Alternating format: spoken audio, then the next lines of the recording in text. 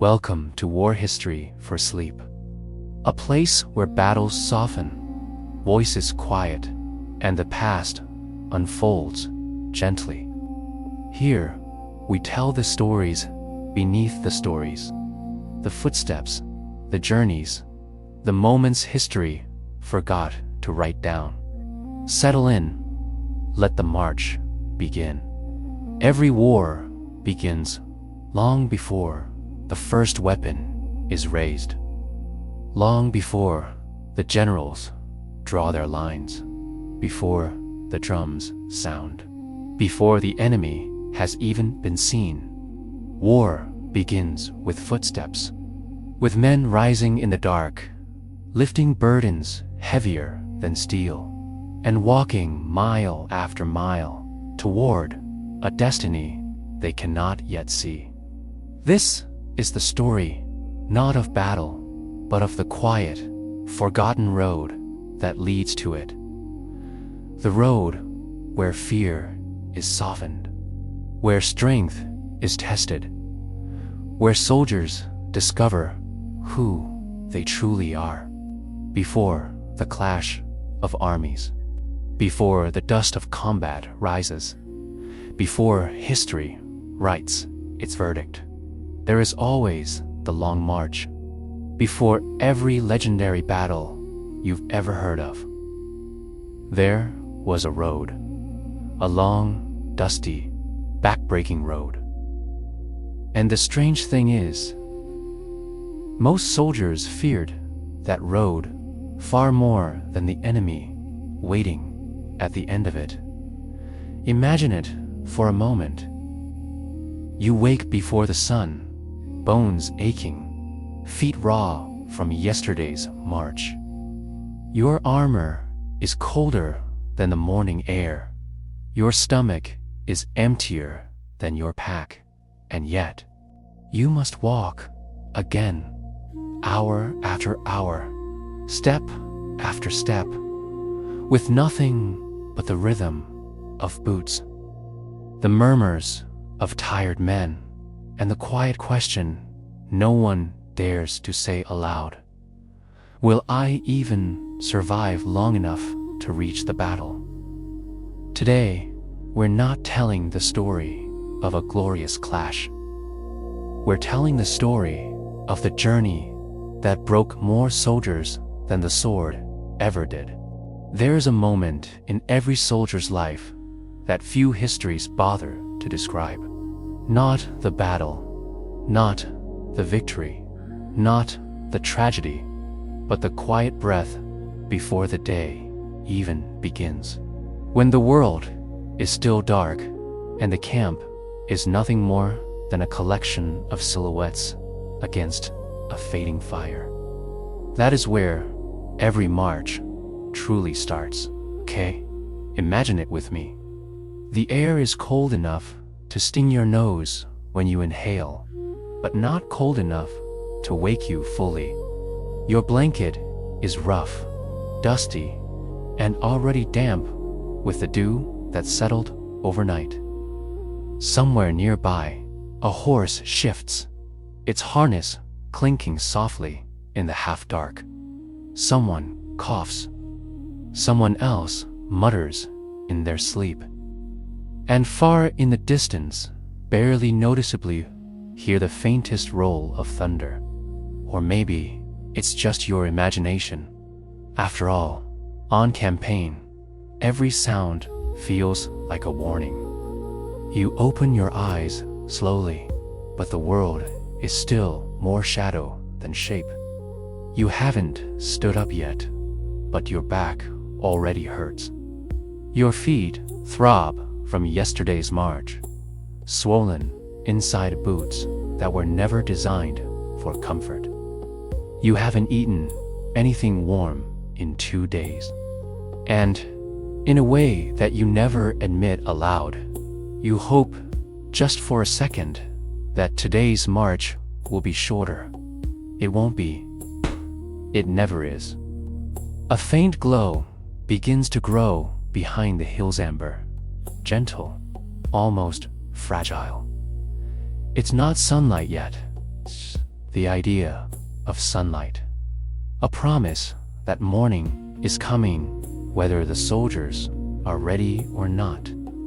Around you, the camp slowly stirs.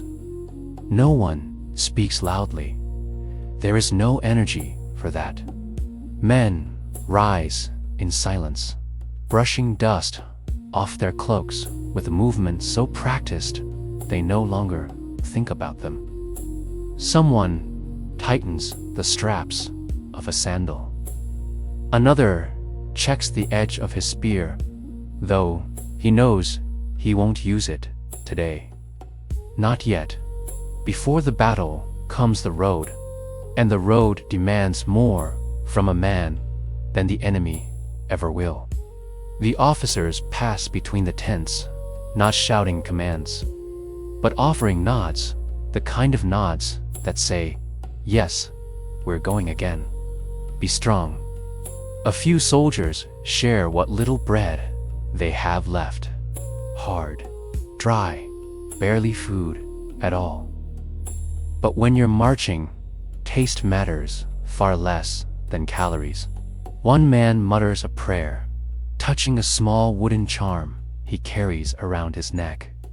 Another sharpens a dagger that will never leave its sheath today. Someone else ties a strip of cloth around his ankle, trying to ease the pain of a blister too large to ignore. These are not the glamorous images painted in history books. These are not heroes waking up to destiny. They are tired men doing what tired men have always done, putting one foot in front of the other because they must. The sun finally breaks over the distant ridge, slow, gentle, golden, and for a moment, a very brief moment, it is beautiful. The dust floating in the air glows like tiny sparks. The camp looks peaceful, almost holy. You might almost forget the weight of your pack, the ache in your legs, the miles waiting for you. Almost then the call sounds. Not a trumpet, not a shout, just a simple, steady signal that the march is beginning. And with a kind of resigned grace, the line forms. Shields on backs, spears in hand, boots sinking into the cold earth. The first crunch of gravel beneath hundreds of feet. No one talks. No one complains. The day has begun, and the road, long, winding, unforgiving, waits them. Somewhere inside, each man wonders, how far will we walk before the sun sets? And the truth is, none of them know. None of them ever know, but they walk anyway. Because before every great battle, before every clash of empires, before every page of glory or horror in our history, there was always a march. And this is where that story truly begins. If you've never marched with an army, you might imagine something grand. Trumpets, flags, a shining column of men stepping forward in perfect rhythm, like a living machine. That's how paintings show it. That's how films like to pretend it looked. Reality is quieter, heavier, and far more human. The line does not form all at once. It grows slowly, like a creature waking up. First, it's just small clusters of men adjusting their straps, backing into their place out of habit more than conscious thought. A shield is slung a little higher on the shoulder. A spear is shifted from one hand to the other to ease a sore wrist.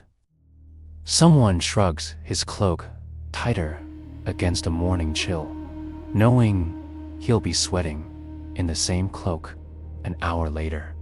Officers walk along the loose formation, not barking orders, but repeating the same quiet phrases. Closer, stay with your unit, don't drift. They done this so often that the words no longer feel like commands.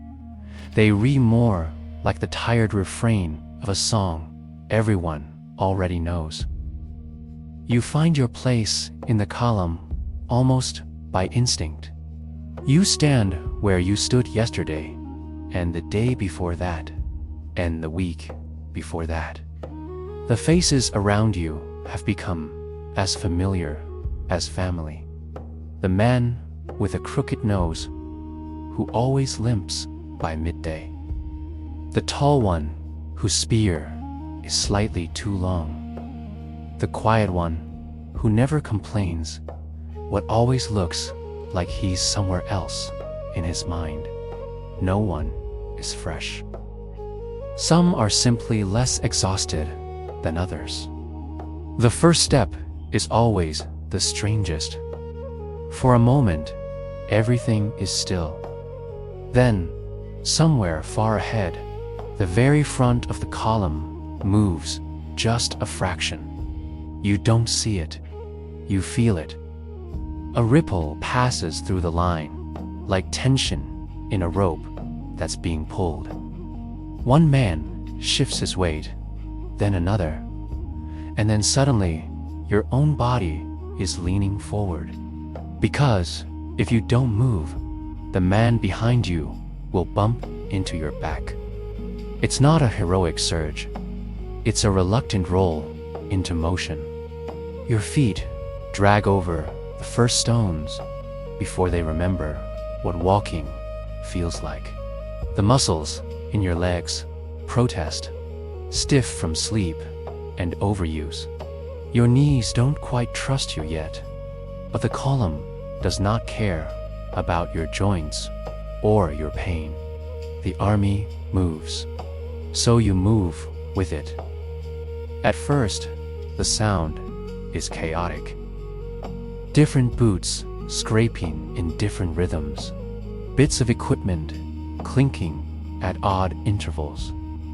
A few muffled curses as someone nearly trips over a loose stone or a stray tent peg left half buried in the ground.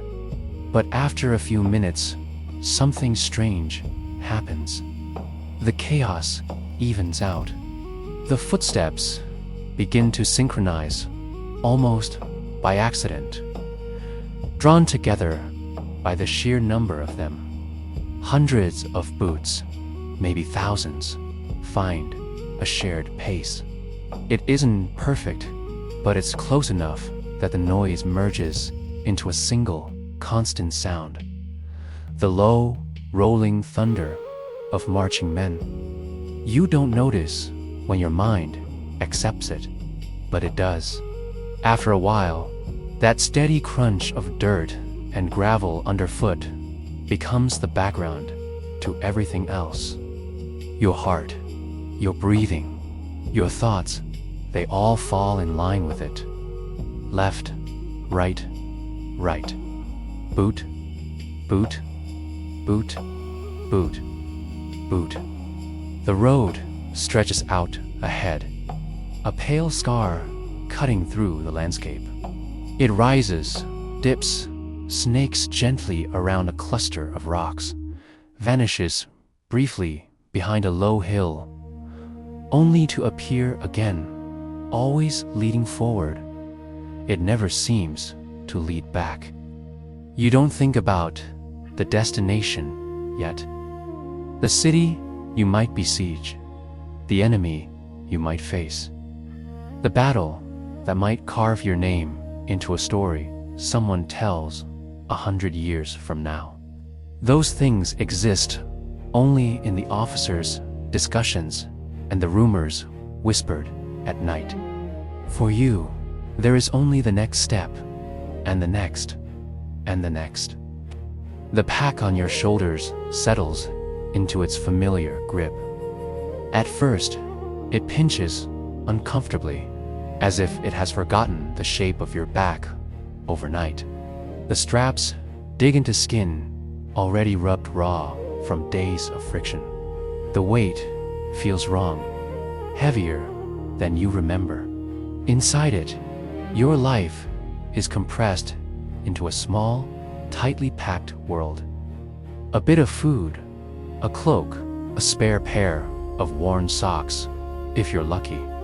Maybe a small token from home, a piece of cloth, a carved charm, something that smells like a memory instead of sweat and dust. You shift the pack higher with a small jump of your shoulders.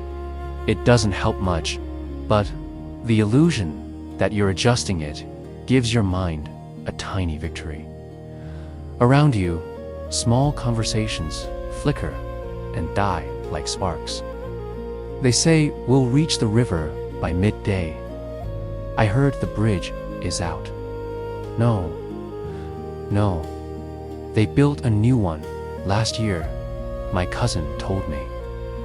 No one really knows the truth. Information travels strangely in an army. Orders move in straight lines, crisp and official.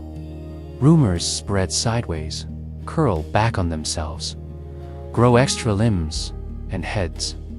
Somewhere ahead, the officers know the route, maybe, but back here, in the center of the column, you walk in a world reduced to the few meters around your feet. The back of the man in front of you, the sound of boots, the road beneath you. One soldier quietly hums a tune under his breath. Another responds with a half-remembered line from the same song. For a brief moment, there's almost laughter. Almost. Then, the incline begins. It doesn't look like much. At first, a gentle rise in the road, nothing dramatic. But after 10 minutes, the laughter, such as it was, has evaporated. Walking uphill with a pack on your back and armor on your shoulders is not like climbing a hill at home. You might stop to catch your breath. You might turn around and admire the view. Here, you do none of that. The army does not pause for your lungs. You lean forward, the angle of your body matching the slope. Your calves begin to burn, slow and deep. Your breathing quickens, but you try to keep it quiet there as a strange pride in not sounding as tired as you feel. Sweat starts to gather at the back of your neck, trapped under cloth and leather. The cool morning air that once bit at your skin now feels distant, almost imaginary. You don't talk anymore. The column narrows slightly as the road tightens, and the only sound is that relentless, patient grind of feet on stone. Elsewhere, in other times, people will talk about the glory of this campaign. They will mention the enemy, the king, the banners, the final clash. They will almost never mention this hill. But to you, right now, this hill is the entire world. At the crest, the pace falters for just a fraction of a second.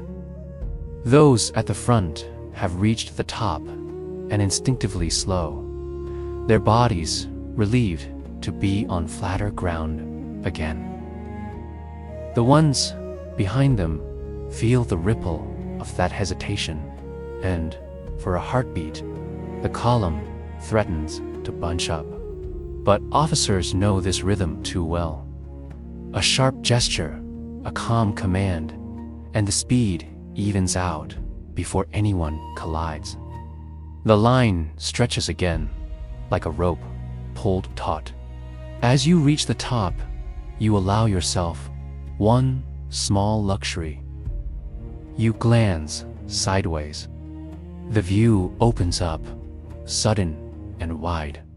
A valley below. A river tracing a silver line through its center. Fields and patches of forest scattered like pieces of cloth on a floor. It's beautiful. For a moment, you feel something dangerously close to peace. But then, your eyes follow the road. It winds along the edge of the valley, dips down towards the river, then climbs again on the far side, disappearing into a barely visible cut in the distant hills. You realize, with a quiet thud in your chest, that the distance you've already marched this morning is nothing compared to what lies ahead. Your feet know it too. They throb in agreement. You take another step anyway, because that is what the march demands. In the middle of the column, someone finally breaks the silence. "How long do you think?" A voice asks softly, not really directed at anyone. There is a pause. Then another voice, older, replies, "Long enough that you'll stop counting." There's no bitterness in his tone, no drama. Just a simple, resigned truth from someone who has walked more roads than he cares to remember. The younger soldier falls quiet. He will learn. The road teaches everyone eventually.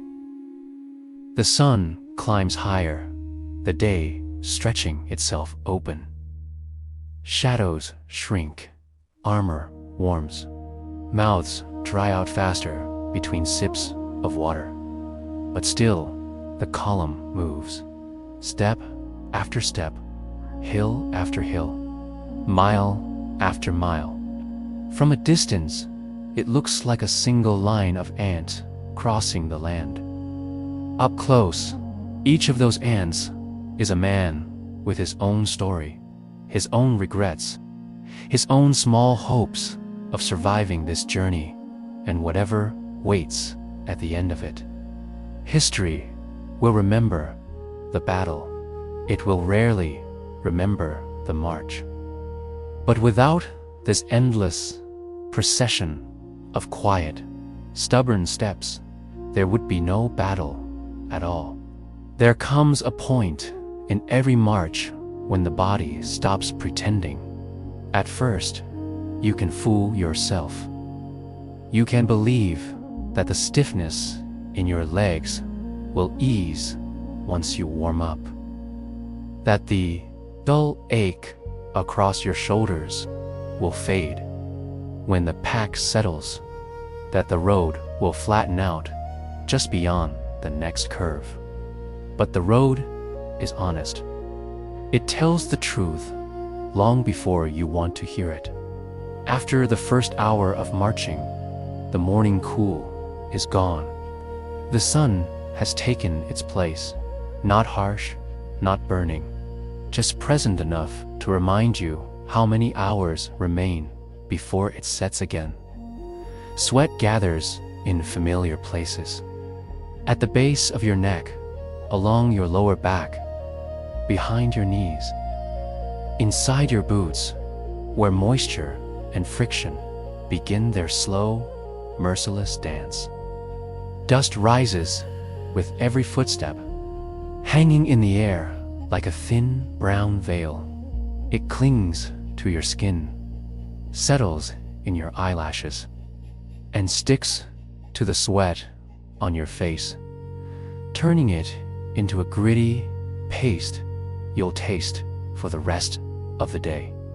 Your breathing has found its rhythm by now. Not heavy, not panicked, but deeper than it was at dawn. Your lungs work like bellows, expanding and contracting in time with your steps. Left, right, right. The world narrows.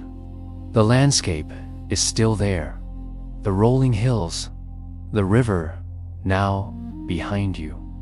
The thin line of trees standing like quiet witnesses to the passing army, but your mind stops noticing it. Your focus shrinks to a much smaller universe. The heel of the man in front of you. The weight of your pack against your spine.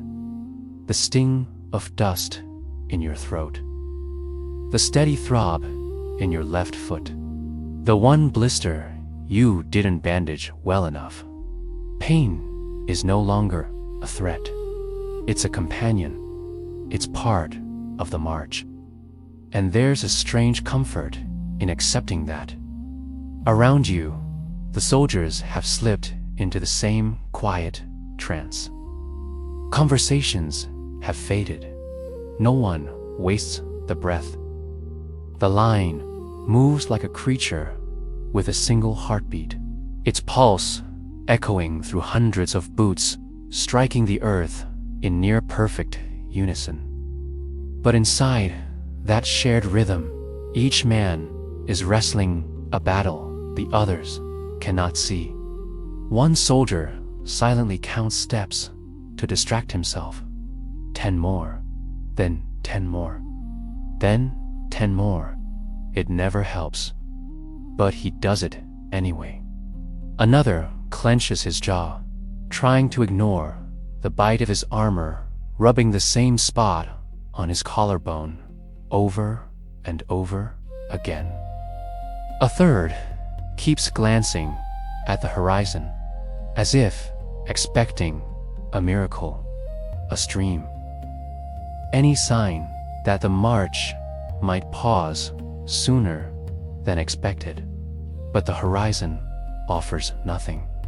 Just more land, more distance, more road. A buzz of frustration spreads through the ranks. Too soft to call complaining, but too clear to ignore. Someone shifts his pack with an annoyed grunt. Another wipes his brow, muttering something about the sun being too early today. A younger soldier stumbles on a small stone, catches himself, and tries to pretend no one saw. No one laughs. They're all too tired. But the stumble reminds everyone just how fragile their footing has become. A few minutes later, a veteran 2 rows ahead begins to limp. He doesn't announce it. He doesn't need to. Everyone near him can see the way he favors one leg. He tries to hide it at first.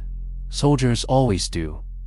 But the limp becomes more pronounced as the minutes pass. No officer calls him out. They have seen worse. A limp is not a reason to stop. Eventually, the veteran adjusts his gait, finding a rhythm that hurts less, even if it slows him down. The man behind him unconsciously adjusts to match, and the man behind him does the same, until a small portion of the column adopts a slightly altered pace, compensating for one man's pain. This is the strange, unspoken rule of the march. One man's suffering becomes everyone's burden, and yet no one complains. Because tomorrow, or the day after, it might be your limp the column adjusts to. You swallow, feeling the dryness in your throat deepen. Your water skin hangs at your hip, comfortingly heavy. But you know better than to drink too early. Water discipline is not written on any stone tablet, but it is carved into every soldier's instincts. A single mouthful now might feel heavenly, but it will feel foolish 3 hours from now. When the sun is high, the heat sits on your shoulders like a second pack, and your tongue feels like leather. So you wait. Everyone waits. The officers occasionally glance back, checking the pace, their expressions neutral and practiced. They do not slow. They do not quicken. They simply maintain, because their job is not to comfort the men. It is to deliver them to the battlefield intact. The battlefield. It feels impossibly far away. It might as well be another continent. Right now, your world is nothing but a small patch of earth in front of you, and the hope that the next hour will pass faster than the last. Hope, of course, is stubborn and blind and necessary. Without it, the march would break even the strongest of men. A bird calls somewhere overhead, a simple, bright chirp that cuts through the monotony. A few soldiers look up instinctively, as if reminded that life exists outside the discipline of marching. It's a brief reminder, gone almost as soon as it arrives. But it gives a flicker of energy to men who needed one. Fatigue doesn't disappear, but it loosens its grip for just a moment. Then the rhythm returns. Boots, dust, sweat, silence, hour after hour. The march carves away pieces of comfort, pieces of pride, pieces of who you were when the day began. It is a slow erosion, not violent, but relentless. And yet, for reasons even soldiers struggle to explain, you continue, not because you want to, not because you believe in glory, not because you're fearless. You continue because the man beside you continues, and he continues because the man beside him continues. And so the line moves, not out of heroism, but out of a quiet, collective stubbornness that history rarely bothers to mention. The road stretches on, and the day has only just begun. By the time the sun reaches its highest point, the march has changed. The early hours, the cold dawn, the stiff legs, the quiet acceptance feel like a lifetime ago. A different day entirely. Now the heat has arrived, not as a sudden burst, but as a slow, creeping pressure that settles on the shoulders of every man in the column. It begins with small things. Your cloak, once wrapped tightly against the morning chill, now clings to your back like wet cloth. You loosen the straps of your armor, just a little, hoping for some air to slip beneath the plates. It never does. Dust rises higher with every step, stirred by hundreds of boots grinding into the road. The dust thickens, swirls, lifts, and hangs a pale cloud that follows the army as faithfully as its own shadow. Each breath brings a faint taste of earth, dry, powdery, unavoidable. Voices have disappeared almost completely. No one wastes moisture on words. Each drop of saliva feels like something precious, something not to be spent lightly. A soldier ahead of you clears his throat, but the sound comes out cracked, more like the rasp of a man twice his age. Another taps his waterskin gently, as if hoping the weight might magically increase. It doesn't. No one drinks. Not yet. Not in this heat. Even the officers, usually stern and composed, walk with a slightly heavier posture now. Their commands come slower, their gestures smaller. You can see it in their eyes. They feel the strain, too. But an officer's tiredness has its own rules, never shown openly, only revealed in the quiet between steps. The road, once firm beneath your boots, has softened into a warm, unforgiving surface. With each step, the ground gives just a little pulling energy from your legs, as if asking a toll. Your feet sting. The skin rubs against your boots in ways it hasn't rubbed before. Raw, tender, angry. Blisters swell silently in the dark space between leather and flesh. You don't need to look. You know they're there. The man beside you adjusts his stride. Not because he wants to, because he must. One of his blisters has burst. You can tell by the way he curls his toes inside his boot with each step. He doesn't say a word, he simply walks. You start to notice how the sun feels heavier now, as if gravity itself has thickened. Your shoulders slump forward. Your back arches subtly, searching for a posture that hurts less. It doesn't find one.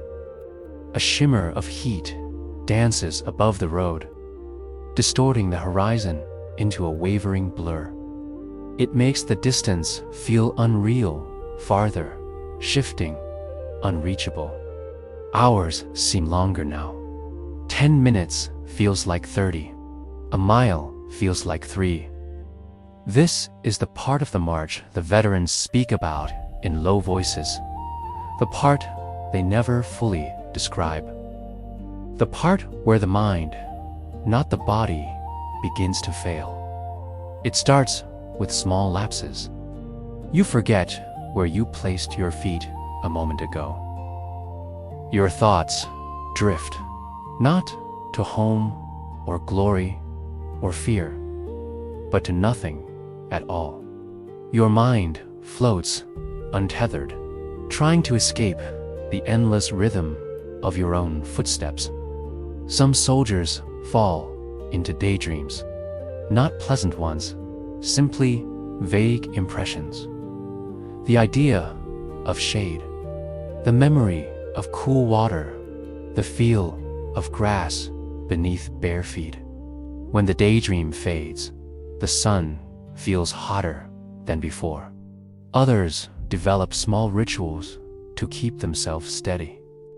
One touches the hilt of his dagger every 20 steps. Another counts silently until he reaches 100, then starts again. Another fixes his eyes on a stone far ahead on the road and tells himself he only needs to reach that stone, and once he reaches it, he picks another. No officer ever teaches these tricks. The road teaches them. Necessity teaches them.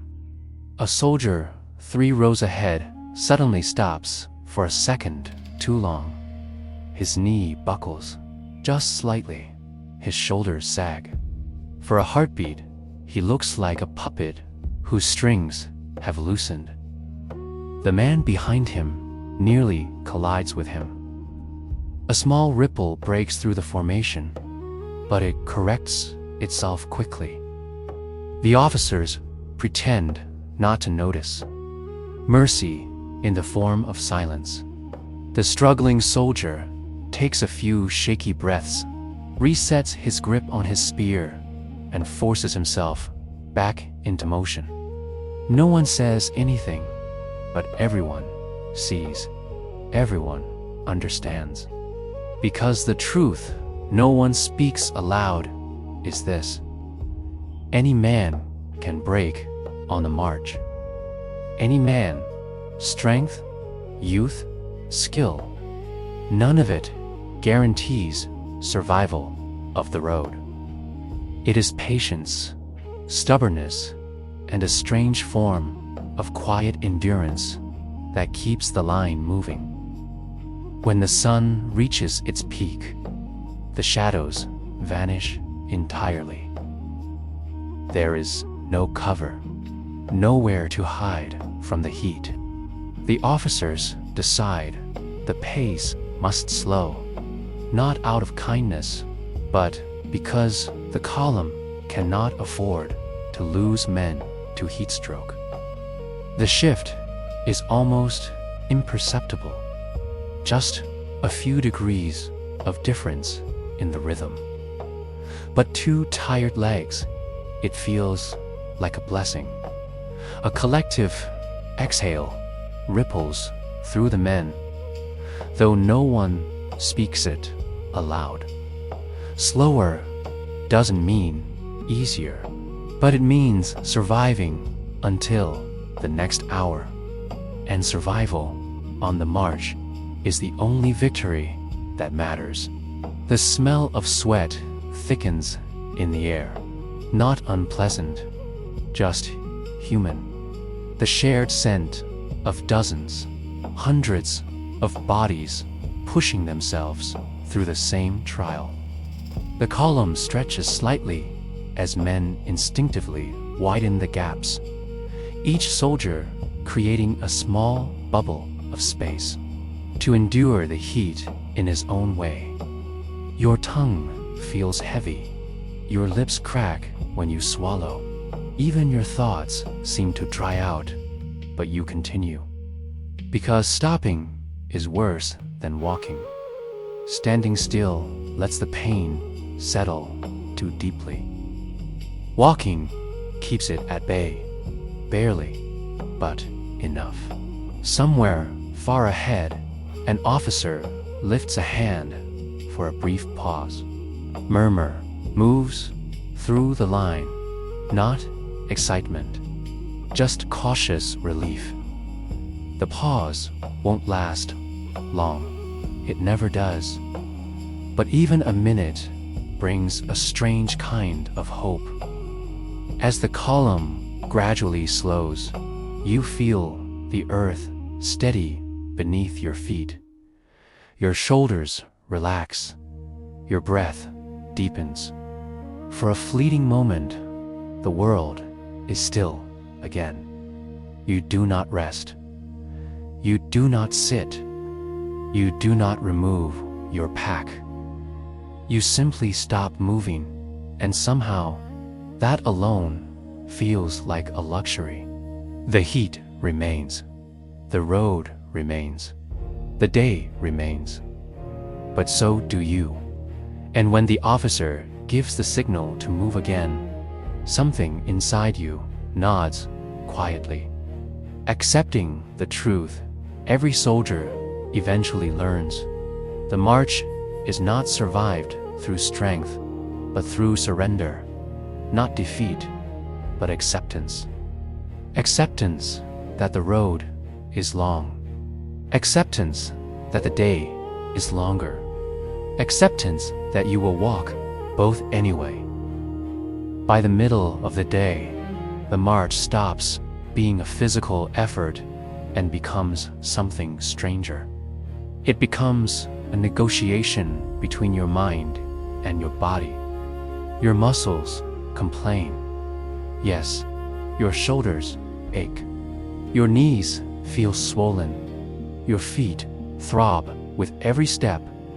But these sensations have become familiar companions. It is the mind that becomes the greater threat now. Fatigue works its way upward, slipping quietly past flesh and bone until it settles somewhere deep behind your eyes, a heaviness that has nothing to do with sleep. Walking becomes mechanical. a habit, a reflex. Left, right, left, right. You no longer choose to move your feet. They simply obey a rhythm older and stronger than your will. Your thoughts drift like a boat that slipped free of its moorings. They drift to strange places, not home. Home is too far away, too unreal, a memory that feels out of place on the battlefield. Not glory. Glory belongs to storytellers, not marchers. Not fear. Fear needs energy, and energy is too precious now. Instead, your mind wanders to small, unexpected corners. The pattern of the stitching on the cloak of the soldier ahead of you.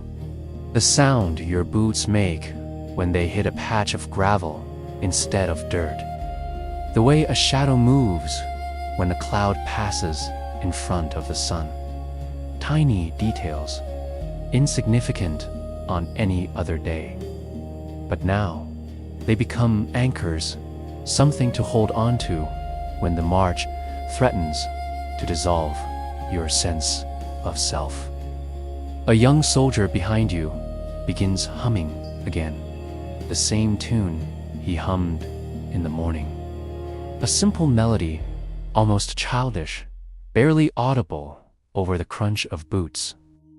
It's a habit, a small act of rebellion against the silence. After a few moments, another voice joins in, matching the tune with a slightly off-key harmony. They don't look at each other. No one needs to. The melody drifts along the column, passed like a quiet spark from man to man. Not everyone joins. Not everyone needs to. But those who do feel something loosen inside their chest. Not joy, exactly, but something warmer than exhaustion. And the column, this long, weary creature of dust and sweat, feels a little more alive. A soldier, several rows ahead, clears his throat and begins telling a story under his breath. Not a loud story, not one meant to be heard clearly, more like a memory he's half sharing with the air. Something about a time he chased a goat into a vineyard. Something about a broken fence, a furious farmer, and a promise to never speak of it again. The details don't matter. The story itself is the point. Stories remind men they are still human. Another soldier pulls something from inside his tunic, a stone, smooth, round, river-worn. He rubs it between his fingers as he walks, tracing the tiny indentations with the care one gives to a sacred object. It's nothing more than a pebble, but it is his pebble. Found on a march months ago, kept because its surface felt cool in his palm. On the road, even the smallest comfort becomes a treasure. You find yourself drifting into your own rituals. You shift your pack every 100 steps. You adjust the grip of your spear every 50. You take a deep breath at the start of every incline, as if preparing for battle. None of this eases the pain, but it gives structure to the suffering, and structure on the march is everything. The officers walk more quietly now. Earlier, they monitored the line with firm, focused eyes. Now, even they seem to walk in a softer rhythm, their sternness dulled by the same fatigue that blankets every man. They don't shout. They don't push. They simply exist as moving landmarks, guides along a road that feels infinite. The heat makes the world shimmer. The landscape blurs. Time bends. Minutes stretch into hours. Hours collapse into moments. A soldier in the front trips on a loose stone. He doesn't fall, just stumbles forward with a sudden gasp. But the ripple travels through the line instantly, tightening their formation. No one mocks him. No one speaks, because tomorrow it may be someone else. A shared weakness becomes a shared responsibility. The deeper truth settles into the column like a quiet law. The march is survived together or not at all. You begin to notice things you didn't see earlier. The way the man on your right favors his left shoulder every time the pack shifts. The way the man on your left has gone silent, his breathing slower, his movements deliberate. You can tell when someone is nearing their limit. Their eyes lose focus. Their steps become too exact, too careful, the way a man walks when each movement hurts. No one calls them out. The road will do that on its own. But sometimes, just sometimes, a small act of kindness appears. A soldier offers a steady hand on the next steep descent. Another switches places to help break the wind. Someone shares a quiet word, not encouragement, just presence. On the march, this is what compassion looks like. Small gestures that keep another man from breaking. Not dramatic, not heroic, just human. The sun begins its slow arc downward, the light softening into afternoon gold. But the march continues, and inside this endless rhythm, a strange truth emerges. Suffering shared becomes suffering lessened, and the road, though still long, feels a little less cruel. By the time afternoon settles across the landscape, the march has reached its longest shadow. Not the physical shadow that belongs to the evening, but the shadow of the day. The moment when exhaustion stops being something you fight and becomes something that simply lives inside you. The sun is still high, but its heat has changed. It is no longer sharp or aggressive. It has grown heavy, like a warm hand pressing down on the back of your neck, reminding you of every mile you've walked and every mile still ahead. Your body has accepted the pain by now. Your feet hurt, yes, sharp, pulsing, familiar bursts with every step, but the mind has placed that pain on a far shelf, not gone, just quieted. It is the mind itself that struggles more visibly. Your thoughts move slower, not because you're sleepy, but because each thought feels weighed down, as if covered in dust, like everything else on this road. The world narrows again, more drastically than before. You no longer notice the hills in the distance, or the line of trees to your right, or the faint shimmer of a river miles behind you. Your entire universe has become the road beneath you, the man in front of you. The steady ache in your shoulders, the heat on your skin, and the rhythm of your own breath. Sometimes that rhythm is all that keeps you moving. Instep, outstep, instep, outstep. A soldier to your left wipes his forehead with the back of his wrist. The gesture is slow, almost dreamlike. The sweat smears across his skin, mixing with dust, turning his face into something carved from clay. He blinks several times, as if waking from a long nap he never took.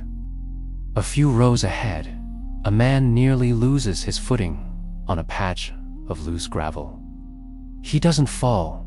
His spear taps the ground just in time, and he steadies himself with a tired grunt. No one laughs. No one even glances for more than a second. Everyone knows that losing focus, even for half a heartbeat, is enough to bring a man to his knees during a march. The officers still walk, but slower now, their faces more drawn. They're tired too, perhaps more tired than anyone. For every mile a soldier walks, an officer carries the weight of 100 decisions. But fatigue has a strange fairness on the road. It touches everyone eventually. One of the younger soldiers starts muttering under his breath. Not words, exactly, just fragments of sentences, pieces of memories, bits of thoughts trying to escape the confinement of silence. Another soldier taps his fingers against the shaft of his spear in a repeating pattern. Tap, tap, tap, as if keeping time with a rhythm no one else can hear. Others begin looking at the ground, not in front of them, but just in front of their own feet.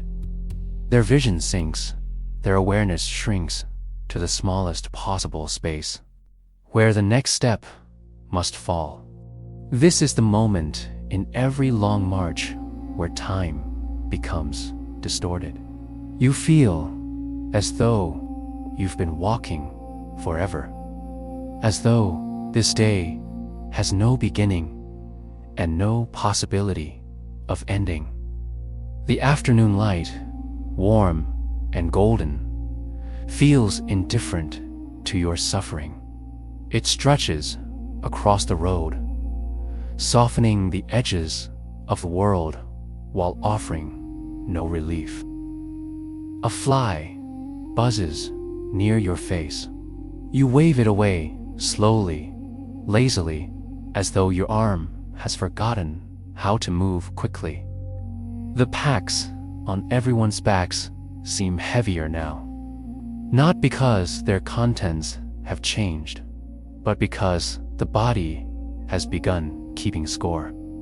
Every ounce of cloth, leather, food, metal, it all adds up. It all sinks deeper into your spine. Even your heartbeat feels tired. Each thud echoes a little deeper, a little slower. A soldier behind you begins to drag his boots just slightly. That faint scraping sound spreads down the line, like a whisper of defeat. But after a few steps, he forces himself onto the balls of his feet again, reclaiming his stride. Small victories, tiny rebellions against collapse. In the center of the column, a man lifts his head toward the sky. He closes his eyes briefly, letting the sunlight hit his face. For him, this small gesture is freedom, a moment where he is not marching, but simply existing. When he opens his eyes, the road is still there, endless, winding, stretching ahead like a promise and a threat. Yet something has changed. The light has shifted. The shadows have lengthened, just barely, but enough for the mind to notice. Enough for hope to whisper. The day is moving. You are moving with it. A murmur spreads through the line as someone points toward a distant tree line, shade, maybe a stream, maybe nothing at all. But in a march, even illusions can revive the spirit. A soldier near you lifts his canteen, considering a drink. He tilts it, feels the precious weight inside, and lowers it again. Not yet. Not until the officers call for the afternoon pause. Thirst is constant. Discipline must be stronger. As the sun dips, not setting, not yet, but softening, the air cools just enough. Morale begins to rise again. Not because the march is easier. It isn't. But because the men sense that the hardest heat is behind them, and the road is starting to tilt ever so slightly toward evening. You lift your head for the first time in hours and allow yourself to look ahead. The road is still long, still demanding, still relentless. But now you can imagine the moment, still far away, where the officers will raise their hands and give the signal, rest. And that hope, humble and fragile, is enough to pull you through the next mile, and the next. There is a moment in every long march that feels almost like a secret. A moment when the day has burned away most of a man's strength, when the heat has extracted its toll, when the dust has settled into every crease of clothing and skin, and when the road unyielding and patient has shaped the entire world into a single, endless line. And then something changes. Not in the road, not in the weather, but in the men themselves. The late afternoon brings with it a strange kind of awakening, not physical, but mental. The body is exhausted, yes. The legs feel stiff and uncooperative. The shoulders ache with the stubborn intensity of old bruises, and the mouth is dry enough that even swallowing hurts. But the mind begins to rise again. Like a tired bird finding just enough strength to lift off from a branch. It starts with the light. The sun, now tilting toward the west, loses its harshness. Its brightness softens into something golden, something warm, something that feels less like punishment and more like memory. Shadows return to the world. They stretch long and thin across the road, offering the illusion of movement even when the men move in perfect, weary rhythm. A breeze stirs just once, just lightly, and it carries with it the faint scent of earth cooling under the weight of the fading day. Someone notices it first, then someone else.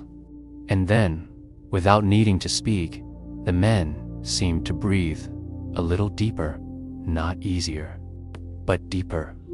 It is in these hours that soldiers start talking again, not loudly, not energetically, but in small, tired exchanges that feel like a rope thrown between two drowning men. A question, half whispered, "How far until we stop?" A shrug in response.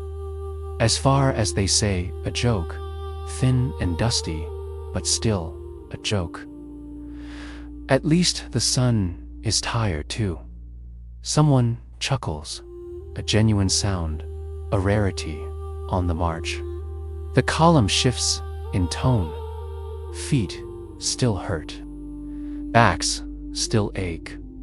Sweat still dries into patches of salt on skin and cloth. But the worst of the day is behind them, and the smallest spark of optimism flickers to life. The officers notice the change. They walk with their hands behind their backs. Now their posture still stiff, less rigid, less burdened. One of them, the oldest, glances at the sky, nodding slightly to himself. He knows this rhythm. He has marched through more days than he cares to count. He recognizes the moment when men stop breaking and start enduring. Ahead of you, a soldier adjusts the strap of his pack, but this time, the movement does not look desperate. It looks practiced, almost confident. Another wipes his brow with a strip of cloth and ties it around his wrist. Afterward, a small ritual that means nothing to anyone but him. These gestures are not signs of comfort. They are signs of belonging. Suffering shared for long enough becomes a kind of language. And now, in the late afternoon, the men speak it fluently. A man to your right clears his throat gently and says, "You know, this isn't as bad as the last campaign." No one argues. No one agrees. They don't need to. The conversation is not about truth. It is about connection. Far ahead, a glint of something catches the light. A helmet, a spear tip, or maybe, against all odds, water. A murmur spreads through the line, subtle but unmistakable. Do you see it? Is that a stream? Could be nothing, could be something. Hope is fragile on the march. But once it appears, it spreads faster than fear. You feel it too, a slight lift in your chest, a tightening of your grip on the spear, a little more strength in your next step. The sun dips lower. The shadows grow. The air cools. Men straighten their backs, not out of pride, but because evening offers a gentleness the day denied them. A veteran near the front begins humming an old marching tune. Not energetic, not triumphant, just steady. Others join without thinking. Their voices are rough, dry, weak from hours of silence, but together they sound whole. This is not a song of joy. It is a song of endurance. A reminder that even in exhaustion, even in monotony, even in pain, they are still a unit. Still a living line moving towards something greater than themselves. And the road, for the first time all day, seems slightly less endless. The sun is now brushing against the horizon. The world softens into a warm, amber glow. The sky begins its slow transformation, color bleeding gently from gold to orange to the faintest hint of purple. Someone whispers, "They'll call the rest soon." Another replies, "Maybe before sunset." The guesses are wrong, but the hope is real. As the column turns around a gentle bend, the road opens into a wide, flat stretch of land. A perfect place to stop.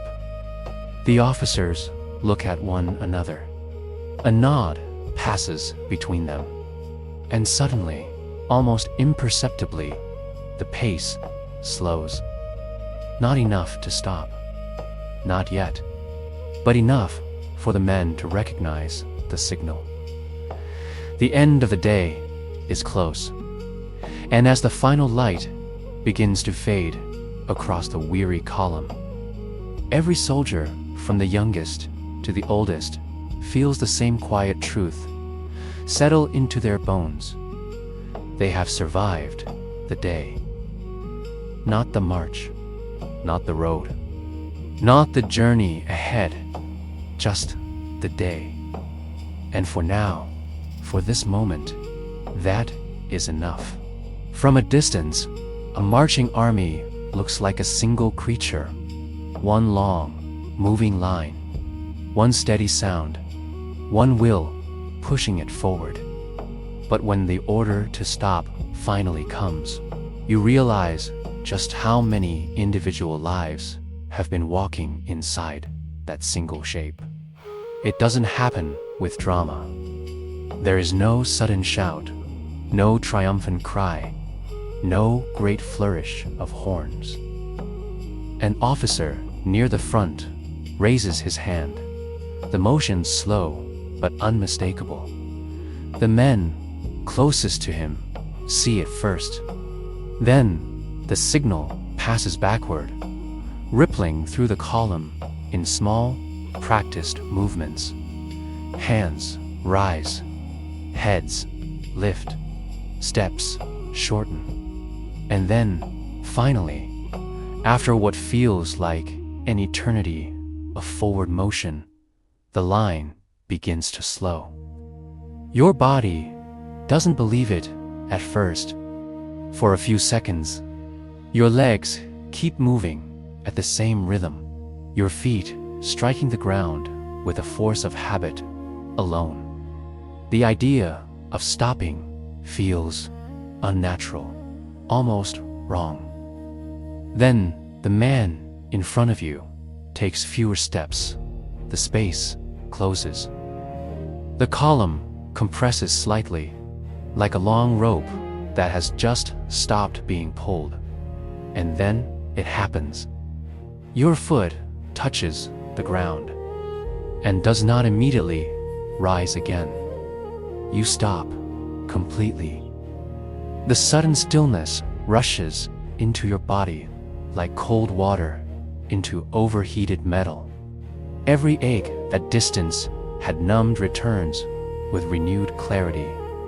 Your knees stiffen, your hips complain, your shoulders throb, your feet feel as if someone has traded them for rocks. The silence that follows is not truly silence. There are still men shifting, equipment clinking, horses snorting, orders being passed along the line. But compared to the endless, grinding rhythm of marching, this moment feels almost sacred. The road is no longer moving under you. The horizon no longer demands anything. For the first time since before dawn, the earth feels still. A long collective sigh rises from the men. Not loud, not dramatic, just a soft release of air from hundreds of tired chests. Relief doesn't come all at once. It seeps in slowly. First, you become aware of your own weight. You had forgotten what it felt like to stand in one place without being pulled forward. Your spine straightens cautiously. Your shoulders roll back, testing the limits of motion. Your pack, which has been your burden and your shadow all day, suddenly feels unbearably heavy. An officer gives the next order, the one everyone has been waiting for. Drop packs, not shouted, not barked, just spoken clearly with the calm authority of someone who understands the value of that sentence. The effect is immediate. Leather creaks, buckles come loose, straps slide from sore shoulders. Dozens, Hundreds of packs hit the ground with a series of dull thuds, kicking up small puffs of dust. The sound is almost beautiful. You lower your own pack carefully, not out of tenderness for the equipment, but because every movement hurts.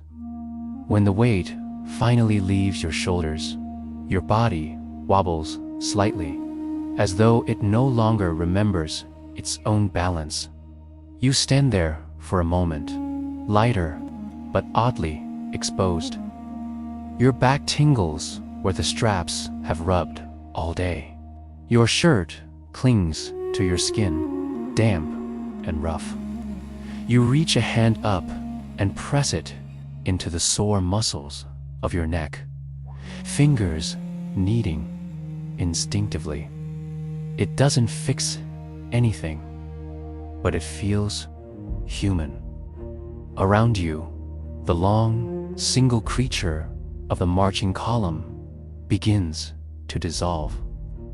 Units peel away, men stepping out of line to claim small patches of ground that will be theirs for the short life of this camp.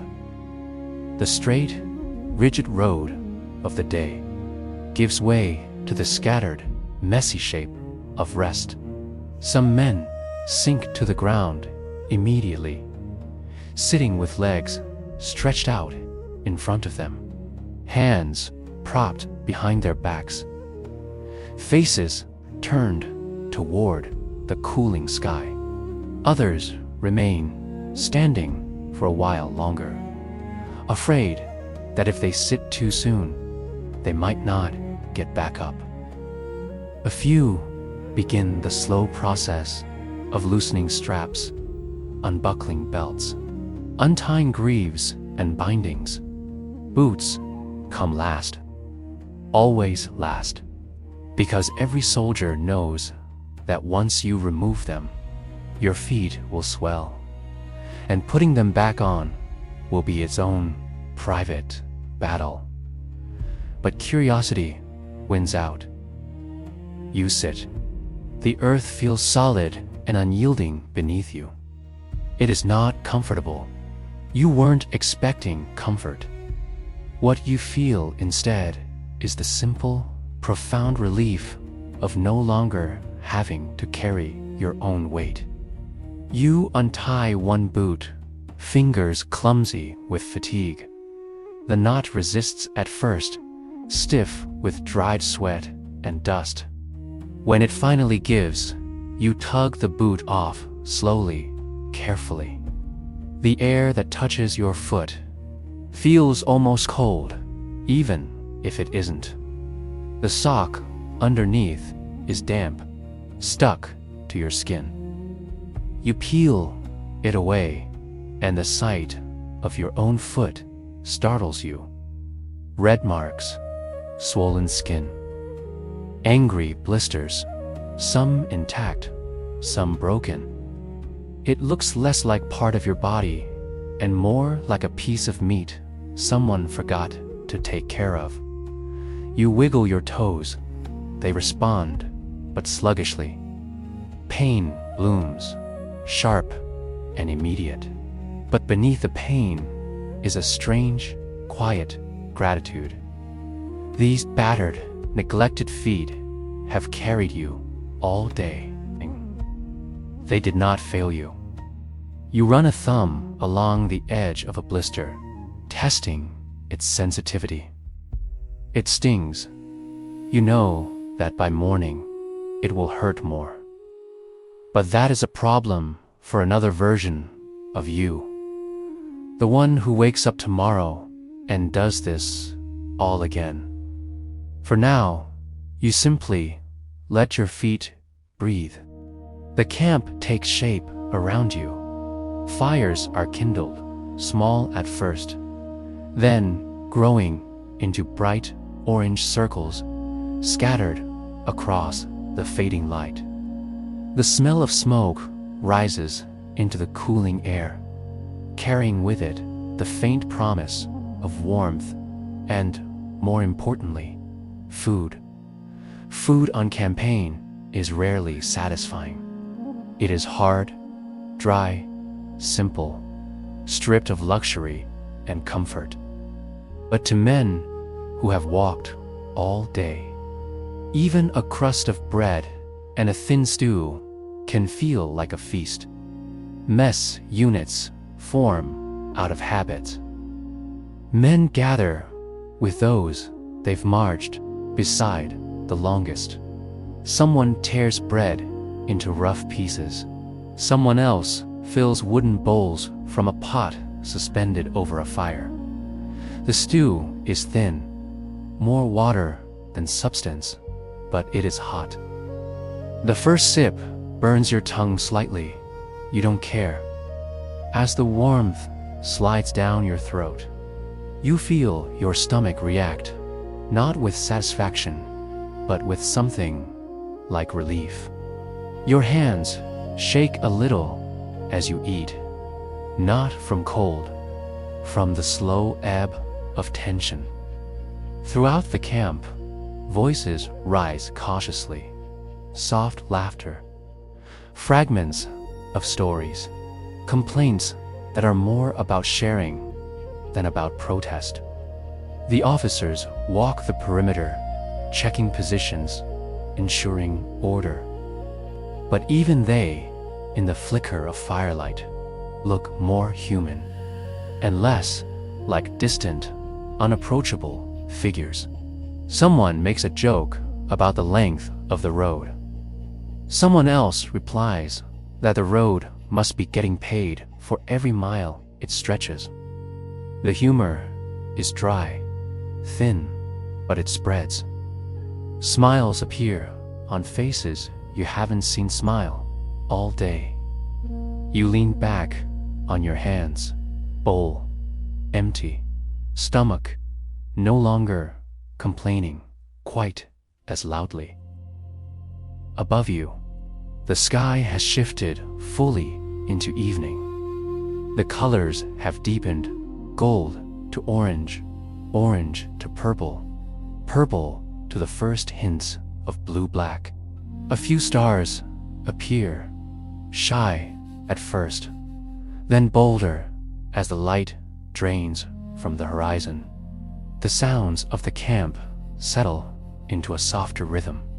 Crackling fires, low conversation, the clink of metal being set aside, piece by piece.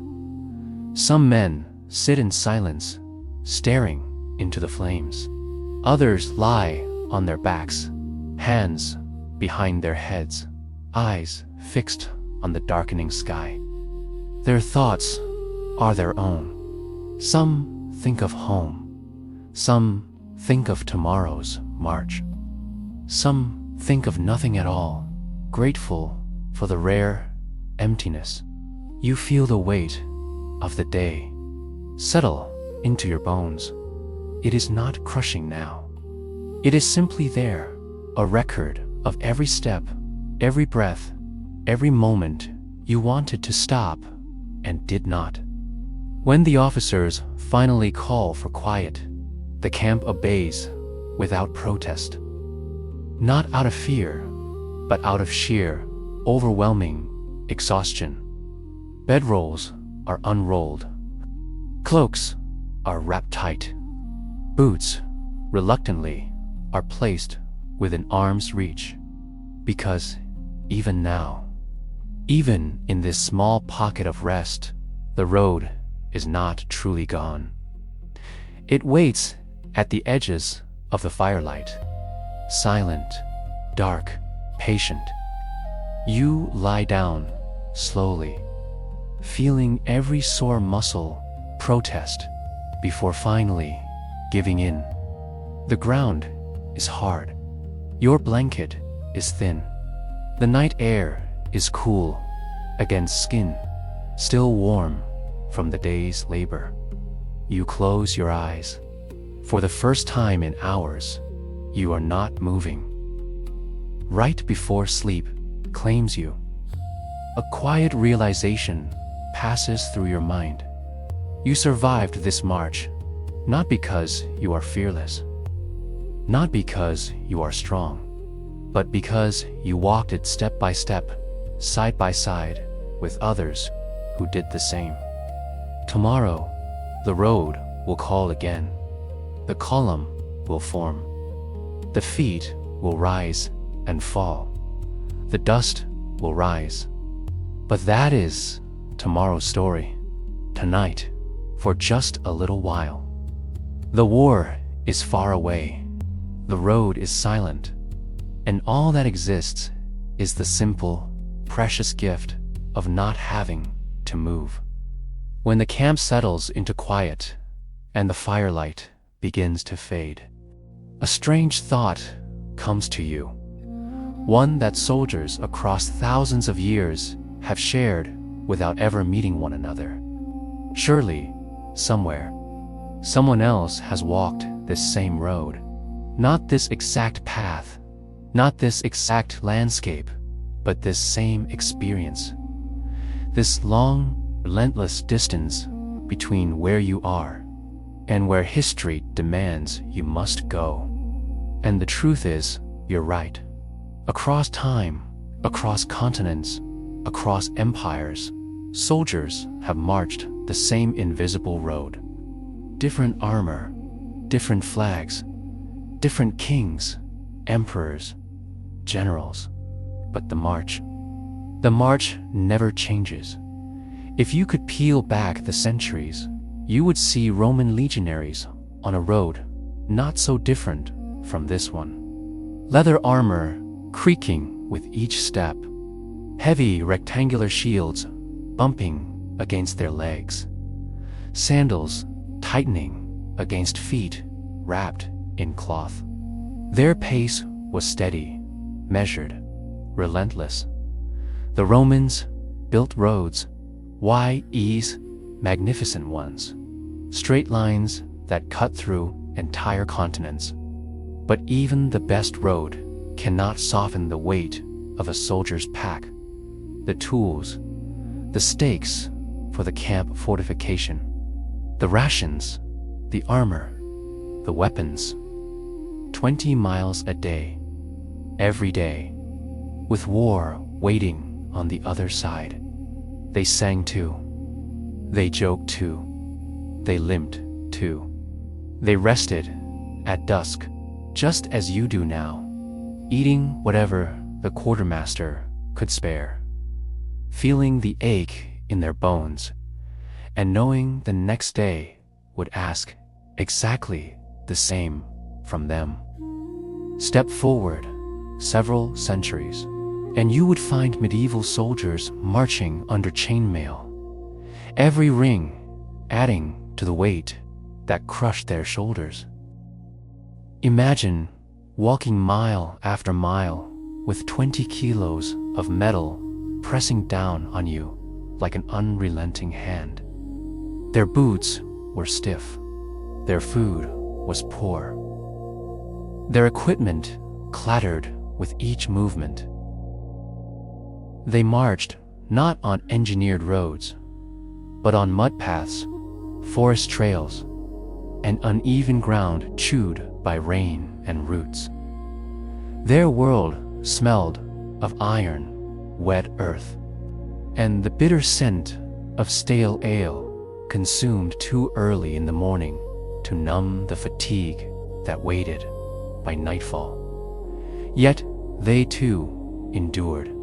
A knight might have ridden a horse, but the men who followed him, the ones who built the camps, hauled the supplies, they walked, always walked, and their feet, swollen and chafed under coarse wool socks, told stories no chronicle ever recorded. Move forward again.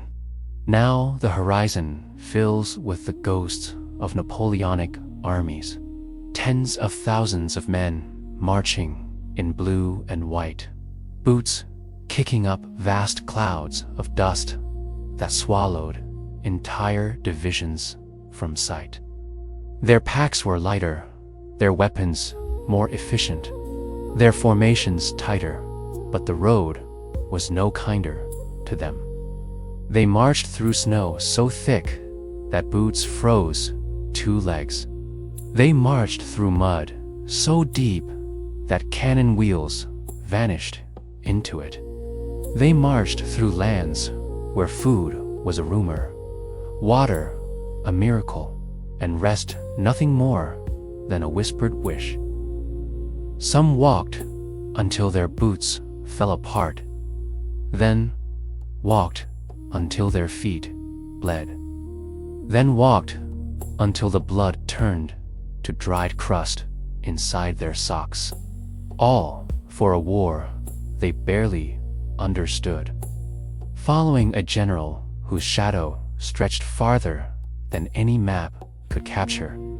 Yet their songs survived. Their jokes survived. Their stubborn march survived, just as yours does now. And if you remove the centuries one by one until you reach the modern age, you will find soldiers marching under a very different sky.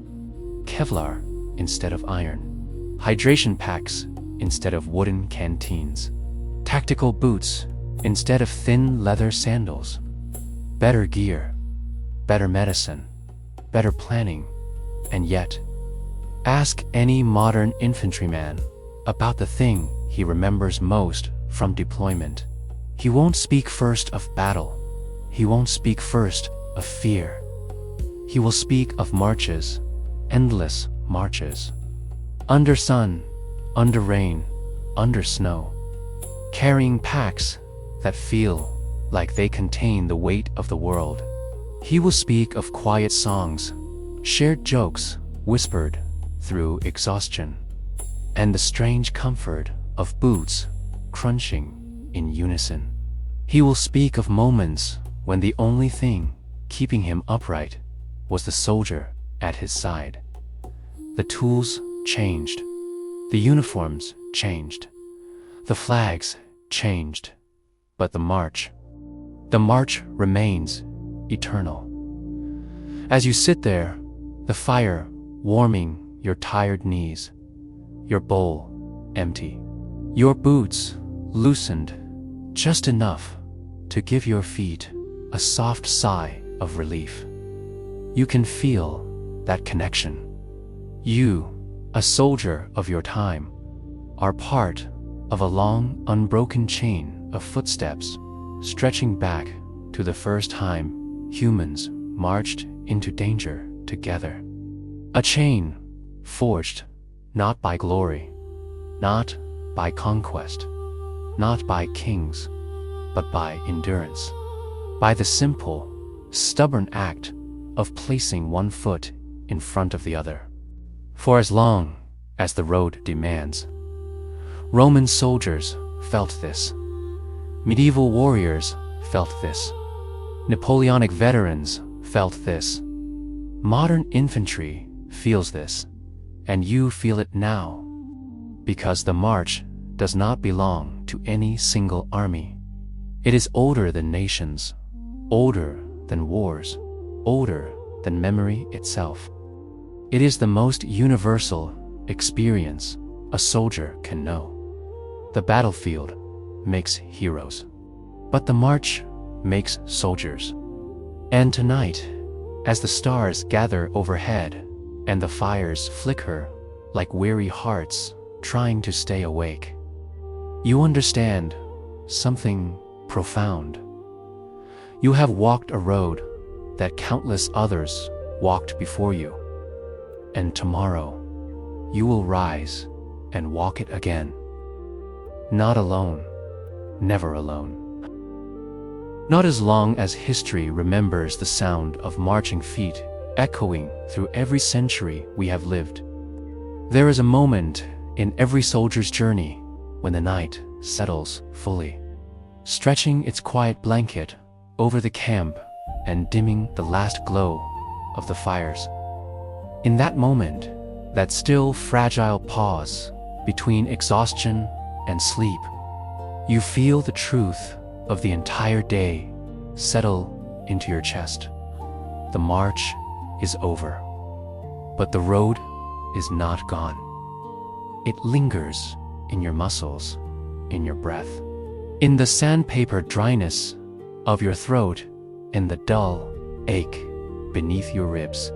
It lingers in your thoughts, most of all. You lie on your back, wrapped in a cloak that smells faintly of earth and sweat. Your hands resting over your stomach, your boots tucked against your side, like loyal companions who have suffered with you. Above you, the sky has become a quiet ocean of stars. The constellations seem sharper out here, far from the smoke of cities and the noise of crowds.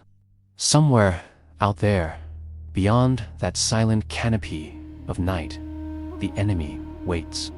A city, a fortress, a field that will echo with shouts and steel.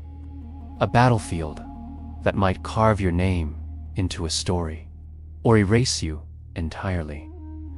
Tomorrow, the march will lead you toward it, step by step, mile by mile, just as it did today.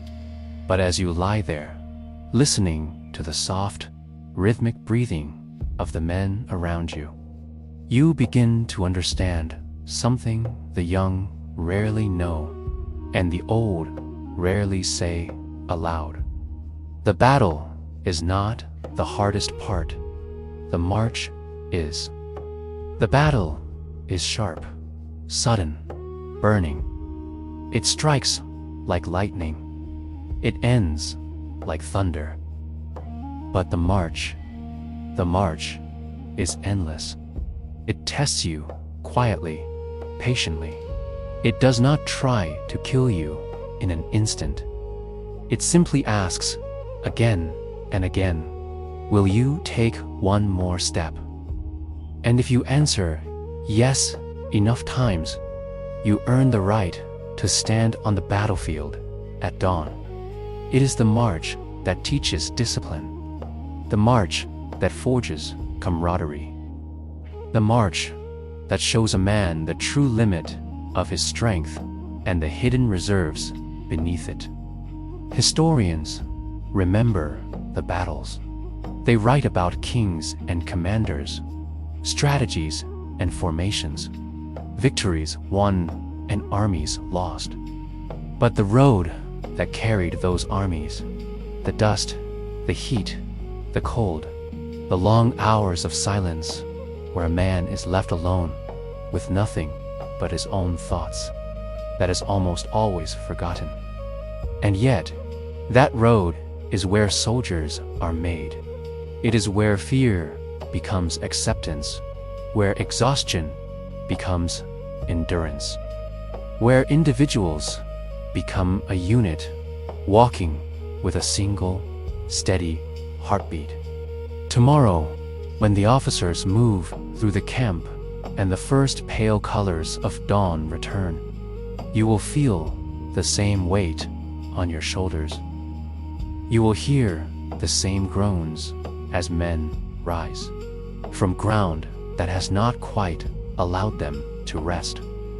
You will see the same faces, tired, dusty, determined. And when the order comes, the same order that has echoed across thousands of years, form up. You will rise. You will lift your pack. You will tighten your boots.